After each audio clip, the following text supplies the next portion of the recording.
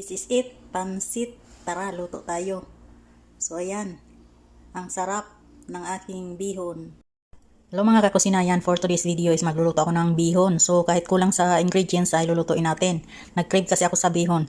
So ang sahog natin, ayan yung ating sobra ng palaman natin kahapon sa putupaw. Ayan, marami pa siyang sobra, kaya yan na lang ang isasahog ko sa ating bihon. So ayan, nagpainit na ako ng mantika. Ilagay natin ang bawang. Sunod ako niyan.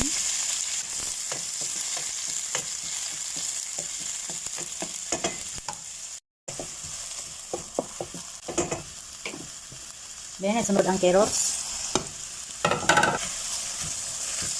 So, gisa-gisa lang ng konti. Lagyan ng paminta. Tapos konting soy sauce. Kasi may timpla na yung ating pang-sahog dyan. Timpla rin na yun. So, kuntuan lang natin yung ating ilagay. Then, oyster sauce.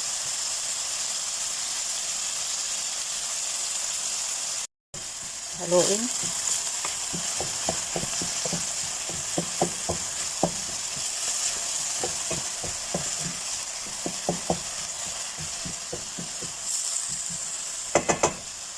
Then, ilagay na natin itong ating giniling or yung ating asado, chicken asado. Ayan. Para hindi masayang, gawa natin ng paraan ang mga tira-tira, di ba?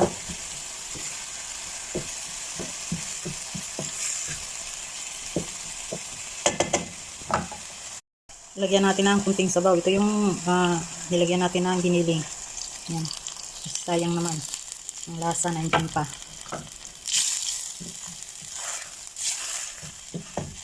So, hintayin lang natin siya na kumulo.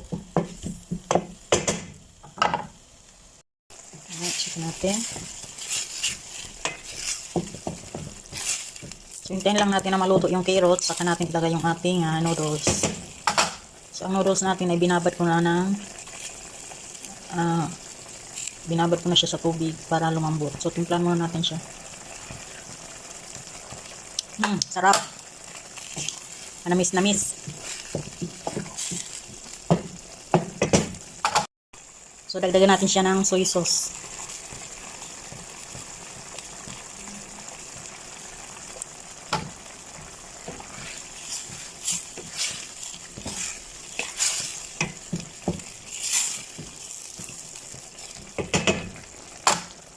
So, at ayan, ilagay na natin yung ating noodles.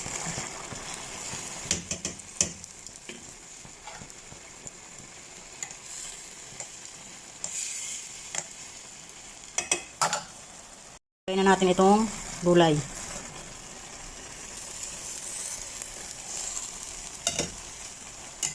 Ayan. Sarap.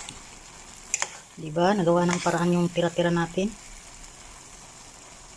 So, ayan na. After natin mahalo, o diba? Ang ganda ng resulta.